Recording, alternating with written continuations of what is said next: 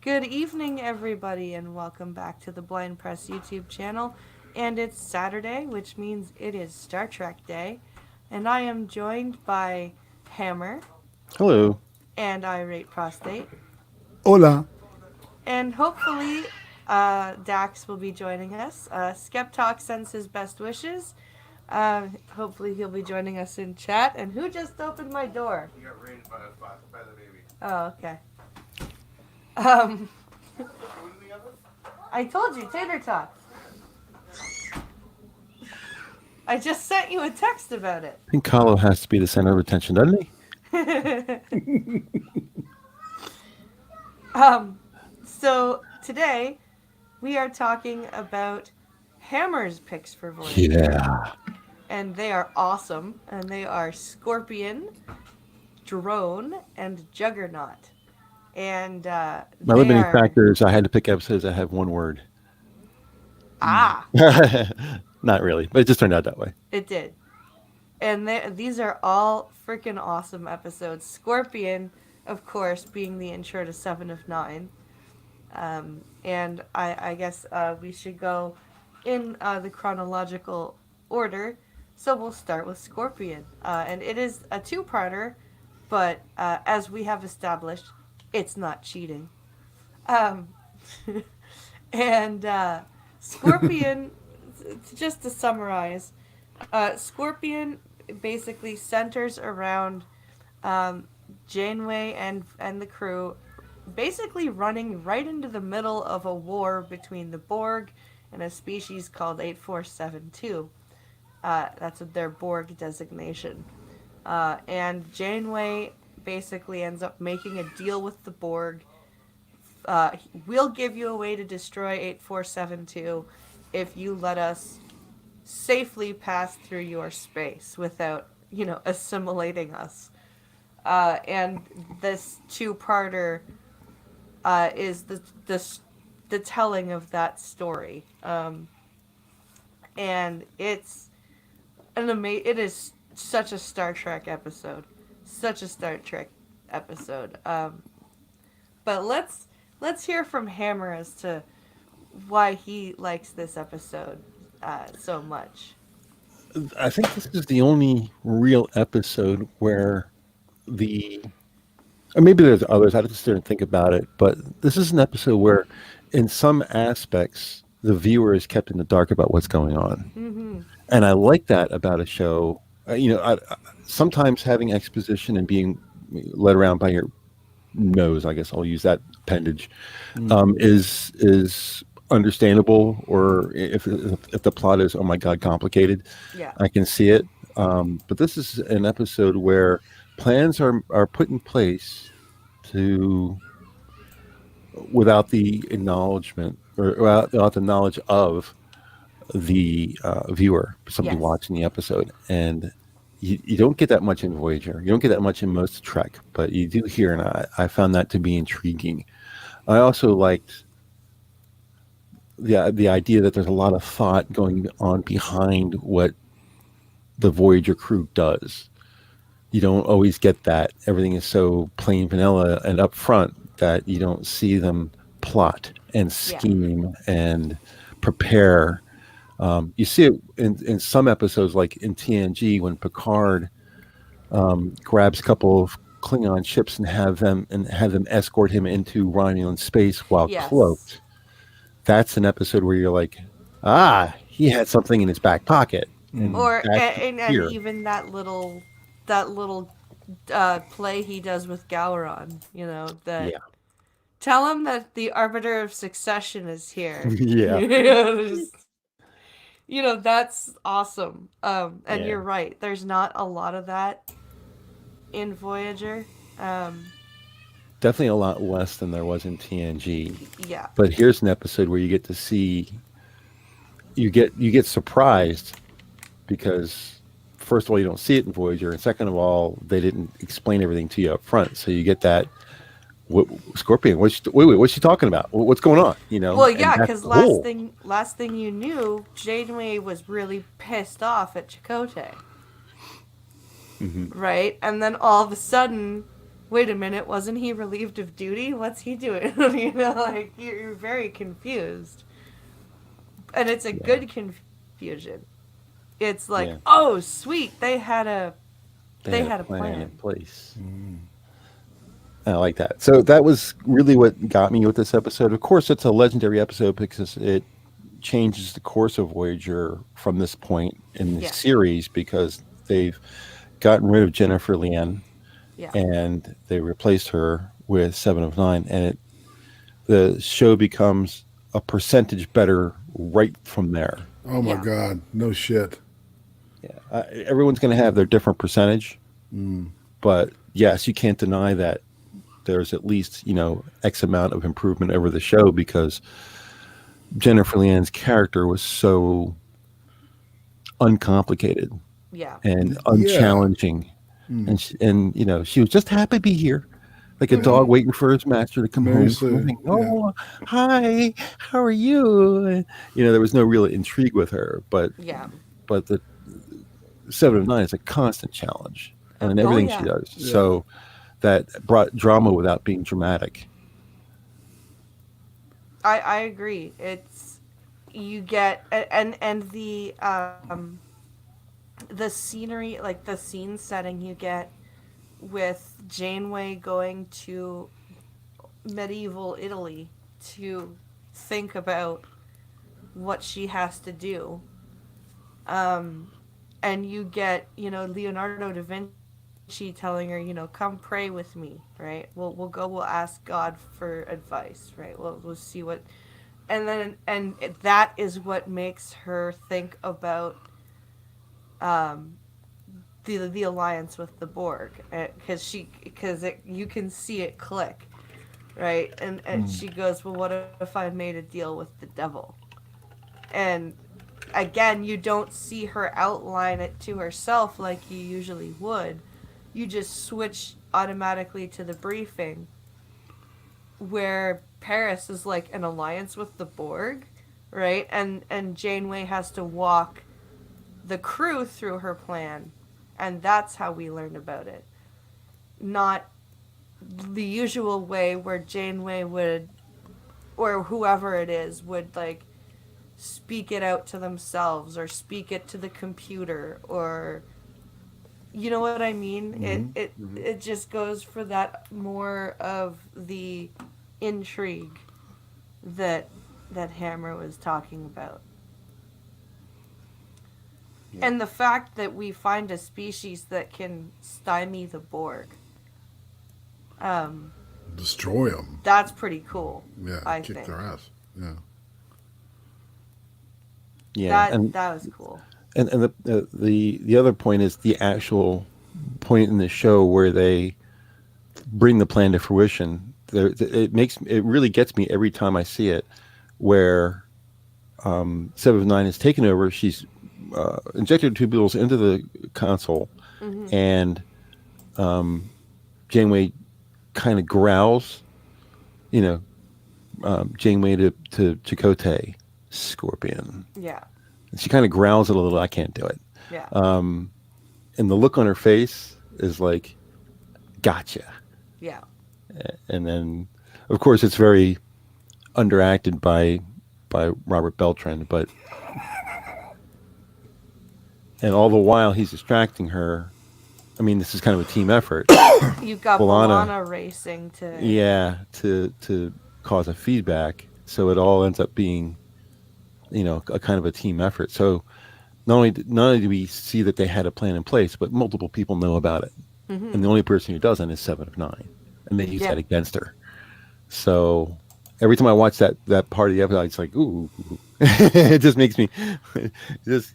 Yeah, I get the tingles every time I watch it. It's like, man, that is so well played, so well played. You know what else I really liked about the writing of this episode is when you've got species 8472 at the close of the first half of the episode, when the Borg ship is destroyed, when they basically sacrifice themselves to protect Voyager because they Voyager. have the nanoprobes on board, the modified nanoprobes. And at the beginning of the second half of the episode, Chakotay basically goes down to meet the the survivors, and what you would expect, watching TNG, is the Borg would be like, okay, here's an opportunity for assimilation. Fuck what we've agreed on, right? Here, let's go, right? And even Chakotay is expecting that. They show up with weapons, and we get Seven of Nine stepping out and saying, lower your weapons. We have an alliance, do we not?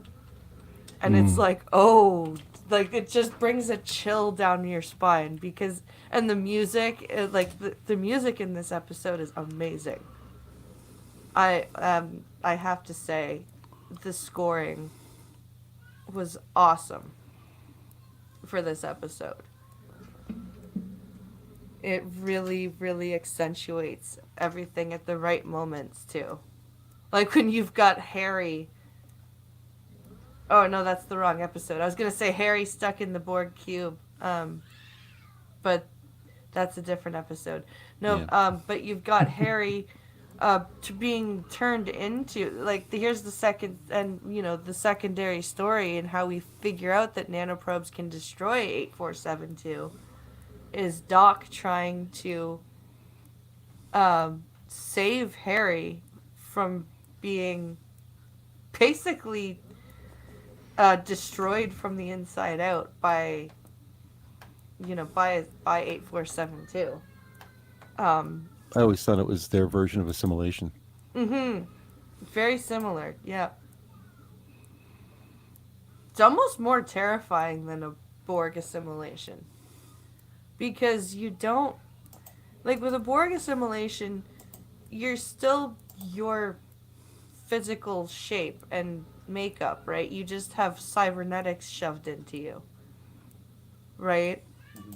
This, you are literally being changed at the cellular level into something else. And that's just... That's terrifying. Yeah. I find, anyway. Isn't that kind of what cancer does? I mean, you can imagine how painful that would be.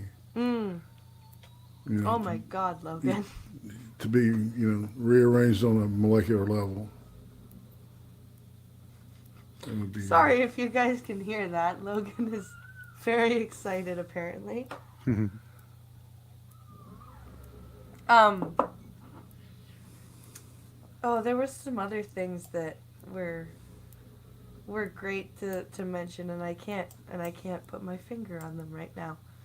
Irate, did you have anything that you wanted to mention about this episode? It was they really kept it at the tension was something that I noticed a lot. They were able to make that work, which is hard. It's hard to do on episodic, much less serialized, TV, right? So I think they did a great job of doing that, and the whole 8472 introduction. They should have done more with them. Oh, no shit, man. I think it was interesting with the whole series in retrospect, because I was just thinking about this, because you said something about the previous series and the Klingons and shit like that. It's like there was no dominant.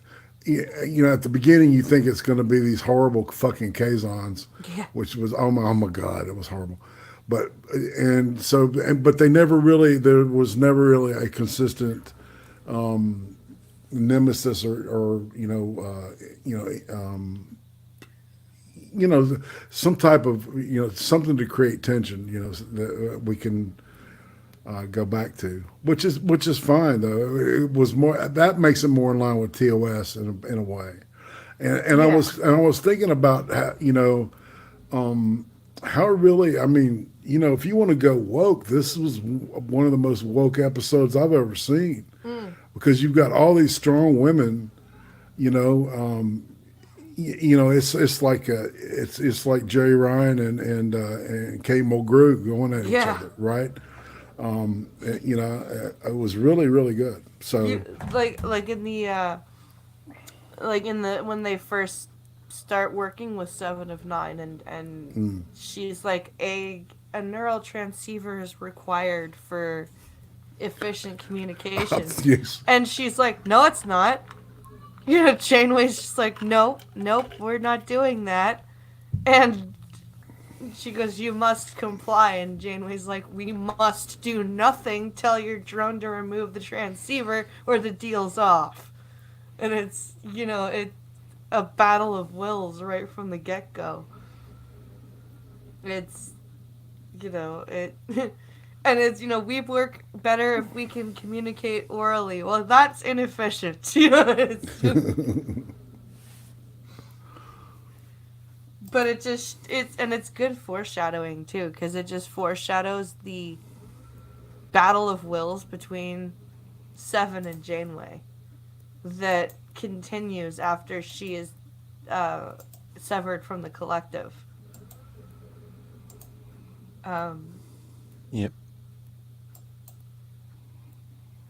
Yeah, it's Probably is my favorite episode.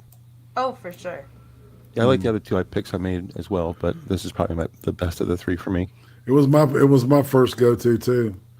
And when I picked it, BP told me, Hammer's already fucking reserved those. I was like, damn it. That's cool. It was cool though. It's I don't know, man. It's interesting. The more that everything's in the rearview mirror with TOS and TNG and Deep Space Nine, Voyager and Enterprise. It's kind of fun to look at this with fresh eyes. And see how, I think, to be honest, I think Voyager and fucking Deep Space Nine are my two favorite. Yeah. I mean, for when we're talking about consistency and when the storytelling, I think the original series, of course, has, because it was groundbreaking and introduced people like Harlan Ellison. Yeah. So, but anyway, yeah. Yeah, TNG and Voyager for me are my number one and number two. Voyager doesn't get the respect it deserves. It was a great I show. agree, dude. I agree totally. too. I agree with you. It's a good, like you mentioned Voyager, and you either get, oh, I love Voyager, or freaking Janeway, rah! Yeah. It's like you don't. And If anybody has a Janeway? problem with Kate Mulgrew being the captain of the ship, look at the original pick they had for Catherine Janeway. Yeah. Oh, I Just saw French it. actors. Yeah, the Geneva Joel. Oh my god! Yeah, some of the stuff that they shot with her. Oh my god, she was horrible. Right. So I mean, it could have been a whole lot worse. She was a horrible fit for that. She's actually not a bad actress, but she was. No, she's a fantastic actress, but Yeah. she played the part so with no authority. She was just wimpy. Right, exactly. She played it like a girl. Kate has the Disavow. voice for it too. That's about. Kate's got the captain's voice too. She does. She has a voice of authority. Yeah. Dude, exactly. That is and I'm like going. They say there are no strong women represented in fucking any Star Trek. It's like, and that is the most complete line of bullshit I've ever heard in my life. For sure. There are so many times, like, you got Janeway, the first time she meets Maj Kula, she goes, I don't like bullies, and I don't like you, Kula. Screen off. It's like, oh, damn. Or with the Krenim in Year of Hell, when they're like, this is, you're going to be destroyed if you don't turn around. And she goes, I don't respond well to threats. And she just it's like, how can you say that that's not a strong female character. Like, Right. I mean, really, if you look at DS9 and Voyager, it blows every unwoke like comment that's ever been made oh yeah, about the franchise, man. It's all, no strong female characters. Fucking Jadzia Dax. yeah, man. Fuck off. Like, she goes toe to toe with Worf and woos him the way a real Klingon woman should, and she ain't even Klingon. That's right. So, like, what the hell are you talking about? Was the old saying she's a Vulcan on the street and a Klingon in the street? Or something like that. You ever seen those T-shirts, Hammer? No. Yeah, That's amusing. it is, isn't it? All You Need says the show was good, but Janeway was infuriating at times. I think all of the captains had their moments of infuriation. Yeah, I mean, I remember distinctly. I can't remember when it was, but something Picard did in one of the TNG episodes, really made me mad at him, or that the writing because of the way he delivered it. I can't remember what. Yeah. There are times, you look even Cisco. It took me 3 seasons to like Cisco. The first 2 seasons, I was like, you are a shit commander, my friend. And then I watched, I got into season 3 and all that, and I'm like, okay, no, maybe not. Yeah, and then of course he becomes a Christ-like figure, and so. And he punches Q. I mean, that Yeah, there's that's a great. point in his favor there. Yeah, that's awesome. Picard never punched me. I'm not Picard. Exactly. So, is there any other thing we wanted to mention about Scorpion before we headed on to Drone? Nope, I'm done. All right. So, Drone is another great episode. It's the 2nd episode of season 5, and it involves the creation of a new type of Borg. This happens during a shuttle accident where Doc's mobile emitter is damaged, and during the night before B'Elanna can fix the emitter, it somehow, I guess, during the accident, got some of Seven's nanoprobes,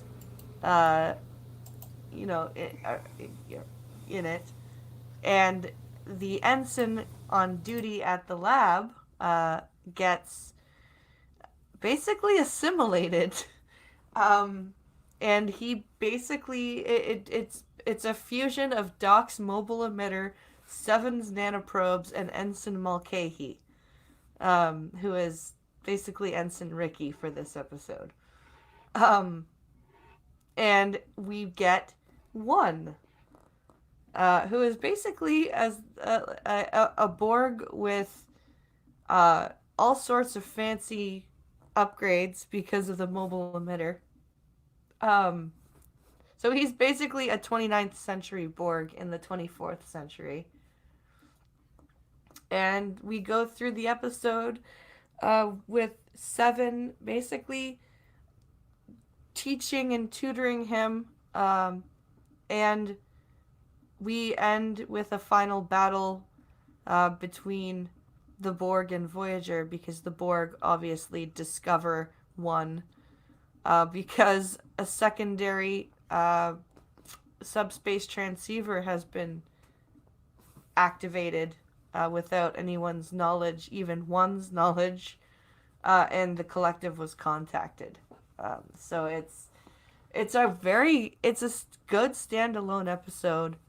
It's a really sad ending, but it's a really well done episode. Another great Trek episode, with some great humorous moments, but also some great heartfelt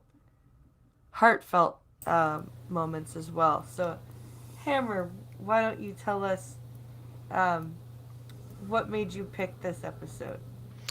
This is this episode caught me because it shows that the Borg aren't or can the Borg can have emotion.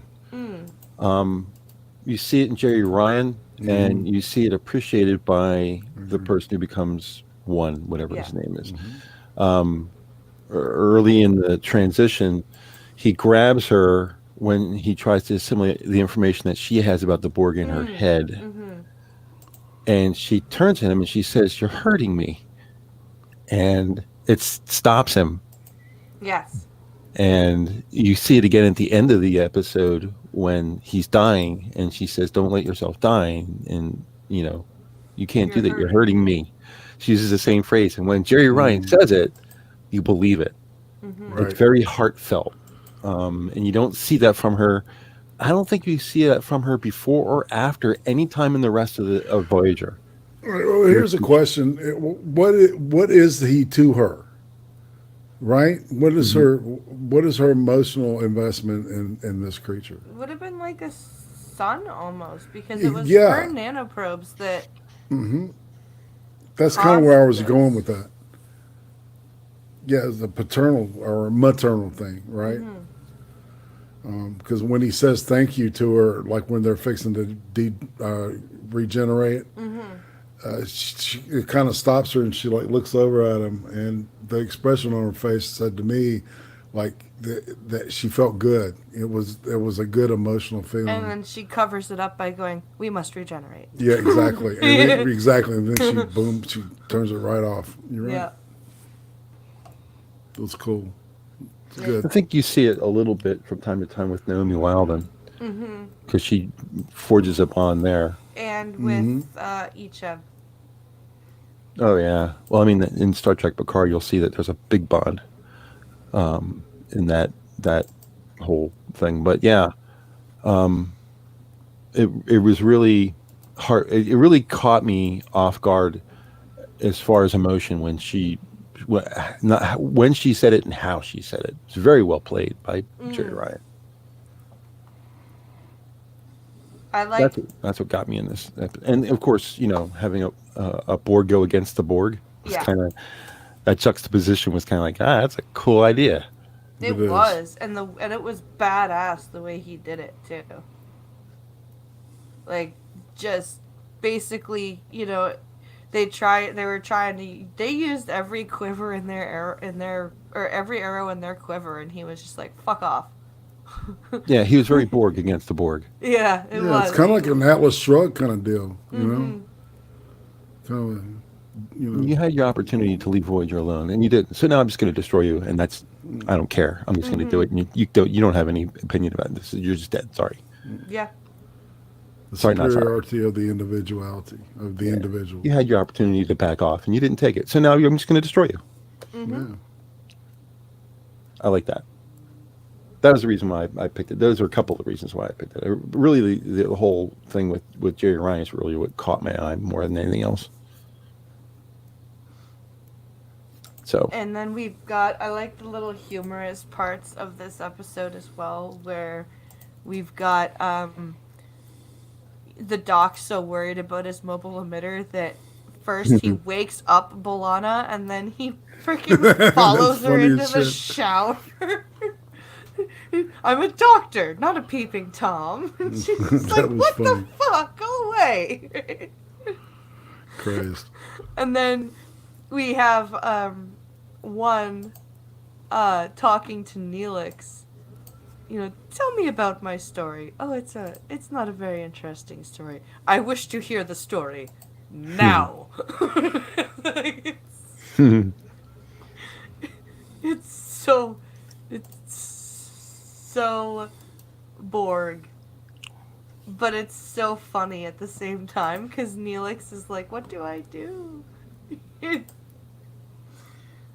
But the saddest part of the thing it is at when Seven says, "You're hurting me" at the end is one's response. Yeah. you will adapt.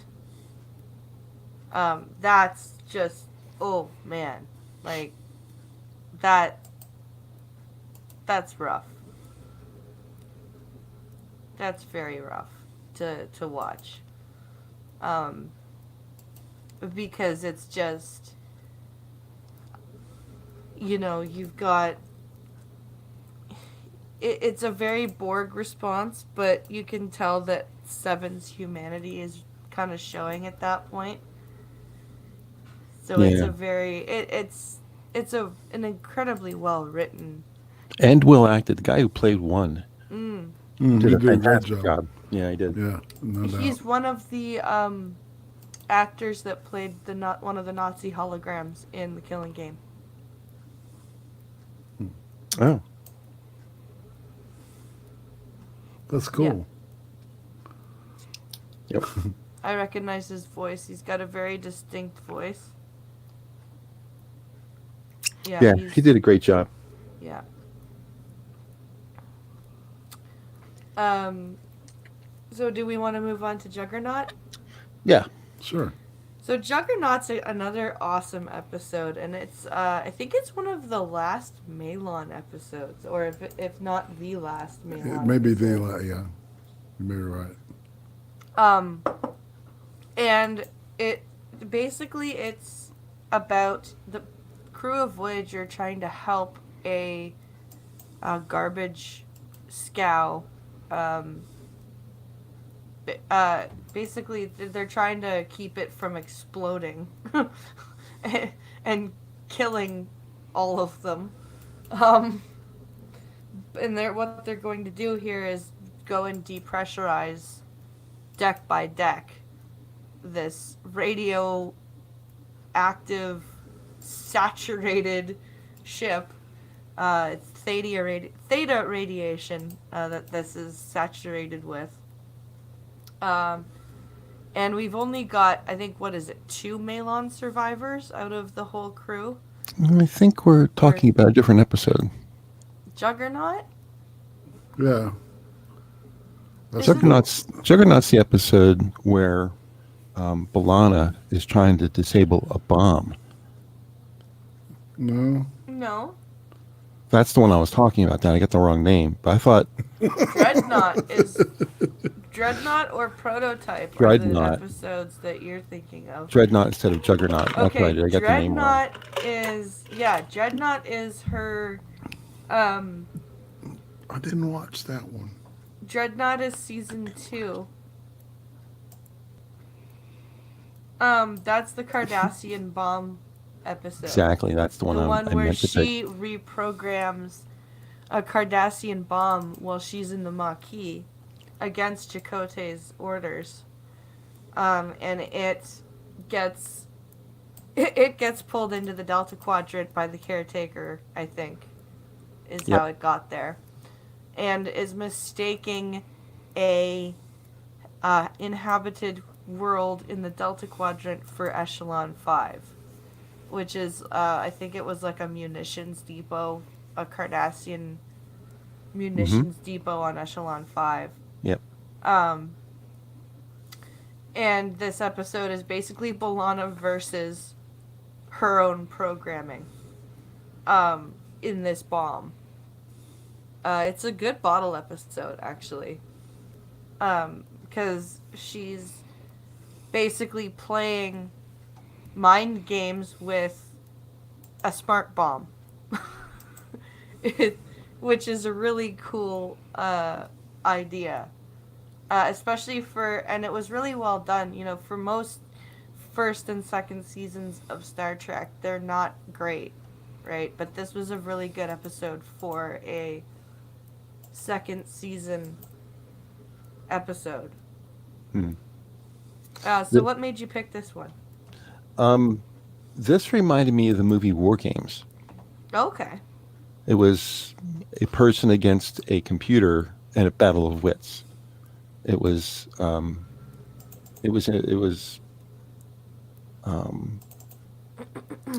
kind of like I wrote a program to do something, and now I have to outsmart my own program. Yeah.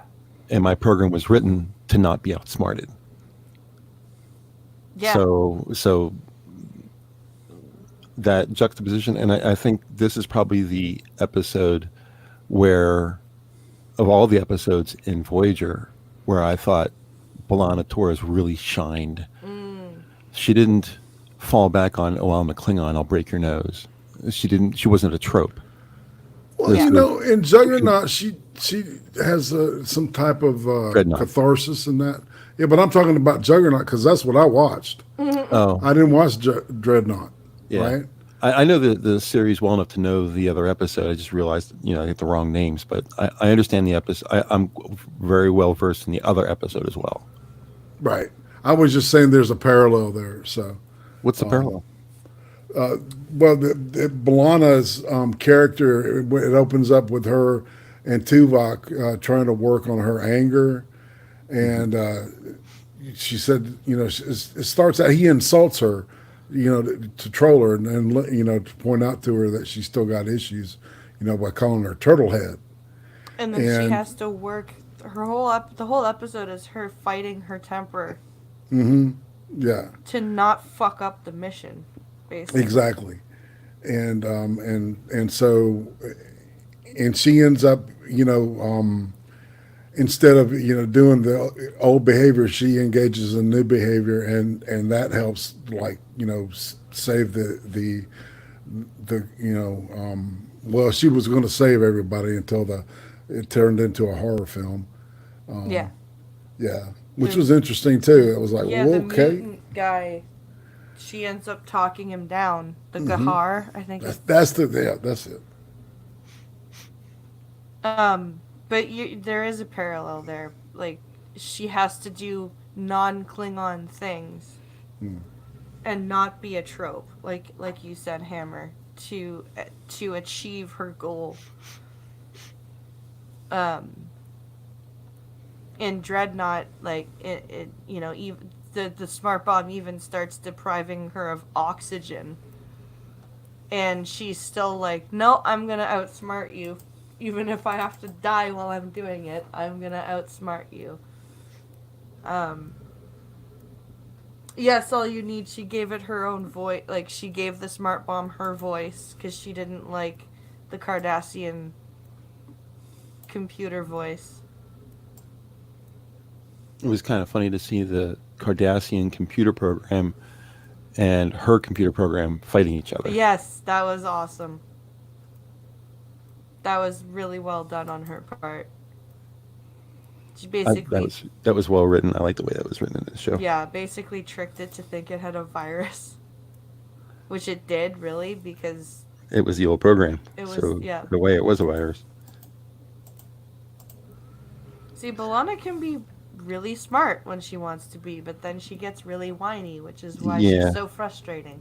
This is the show where she was a good engineer doing her job as an engineer, and not, well, I'm a Klingon, oh, I'm going to stomp my feet, or I'm going to break your nose, or I'm going to get angry, or all the things that Klingons do. This part can have been played by somebody who was not a Klingon, and it would have been no different. Yeah.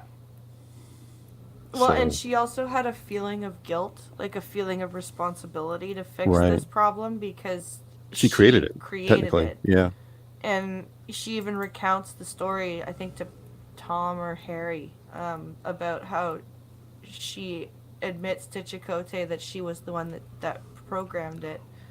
And all he says to her was that, he hurt, or she hurt him, or she disappointed him. And she even says, in that damn soft voice of his, right? I could so see Chakotay doing that. On a side note, it's so weird how this ended up with 7 of 9 in Chakotay and B'Elanna going with Tom Paris, when obviously there's some kind of something going on between B'Elanna and Chakotay. Mm-hmm. There's something there, but it's established early, but then it's never followed up on, and everybody splits and goes the opposite ways. Yeah, B'Elanna and Chakotay would have made a lot more sense to me Oh yeah. than Seven and Chakotay. Oh my God. I Like know. Seven and Harry would have made more sense to me than Seven and Chakotay. You know, Or the doctor, or really. Seven and Doc, or you know, just I wonder if they actually decided, let's not go with what everyone expects. I guess. But I mean, did they have to pick something that wouldn't work? Like Yeah, there's going with with what no one expects, and then there's going with what obviously just doesn't work. yeah. Well, it's pretty clear that the choices they did make for these people didn't fit the mold. It No. wasn't what anybody expected. So, yeah. Poor Doc. Never. He's smitten with Kess, and that doesn't happen, and then he's smitten with 7 and 9, and that doesn't happen. Poor guy. And then we get, you know, at the end of in the finale we get, you know, his wife, and he's married to somebody, and he took her grandfather's name, Joe. And then Tom even says, it took you 30 years to come up with Joe? What was her grandfather's name? And Tom's just like, okay. But that ends up being a future that doesn't exist, right? Yeah. So we But never really it's- know what he truly ends up with. Or, you know, we've got Dinara Pell that goes, I'm going to name you Schmolitz after my father, and then I'm going to fall in love with you. It's like, ew. Well, they end up using Klingon DNA to fix them, don't they? Yeah, yep. I mean, does that ever? Do we ever find out if they actually recover? I don't know if I don't think we do, but I know that they gave, in order to get the cure for Janeway and Chakotay's illness, they gave some Klingon DNA, I think, to... That would have been a great final episode summary that we never got. Was that, 4 years later, Doc shows up and that same actress is now his wife, and she still calls him Schmollis, and she's completely fine. Her face and everything, she's back to being normal again. Yeah.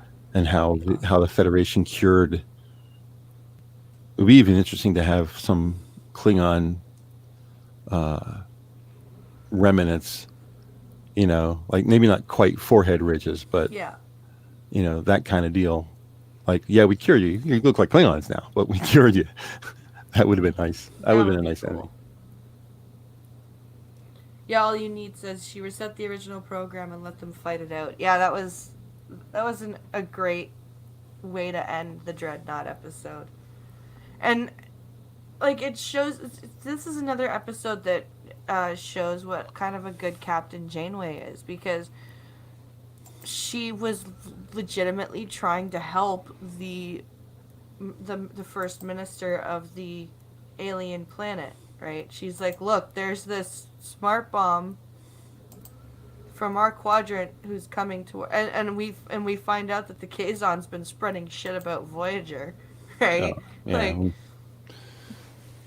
well, you're not the warmongers we thought you were. And she's like, what? Warmongers? What do you mean? Wait a minute. Yeah, I like that they portrayed B'Elanna in this episode as just another person, as opposed to, we'll pigeonhole you into your, I expected her to get mad and punch the console. That would have been very Klingon. Yeah. Or cursing Klingon or something like that. They And she made didn't her do any of that. actually think. And I like that. She actually thought. Yeah, she was actually a regular person.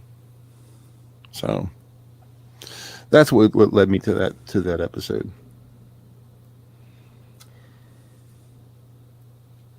So should we, I guess we're going to move on to Enterprise for our favorites. Was I the last one? You were. Huh? Yes. And then after we're done with Enterprise, we're going to start our villain discussion. Yeah, oh boy. So who wants to do Enterprise first? Because I don't know Enterprise as well as... I'll go off first this time. Okay. Sure. Yeah, this way I can get the picks that I want. Exactly. Yeah. You know Enterprise the best, so... you can.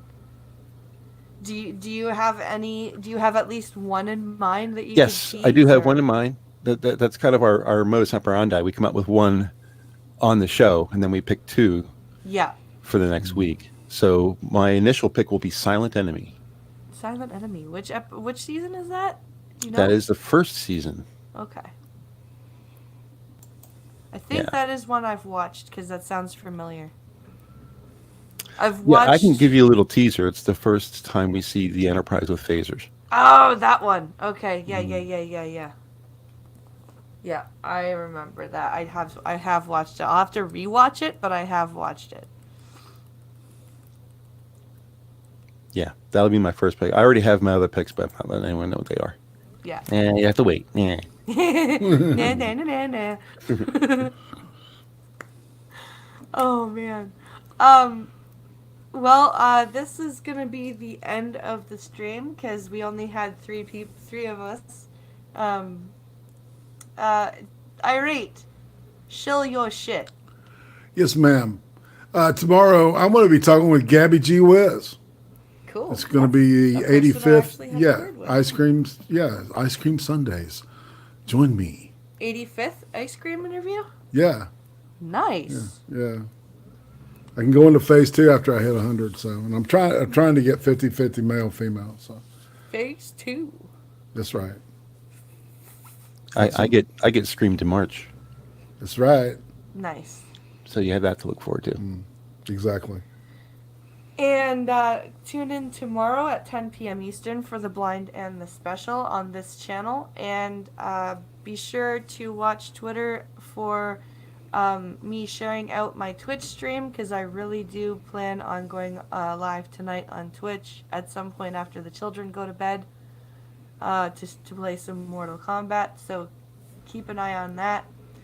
And of course, coffee stream on Monday. So thank you all for watching. I hope you enjoyed yourselves. We always do. And on that note, have a great evening, you guys. Bye. Peace. See ya.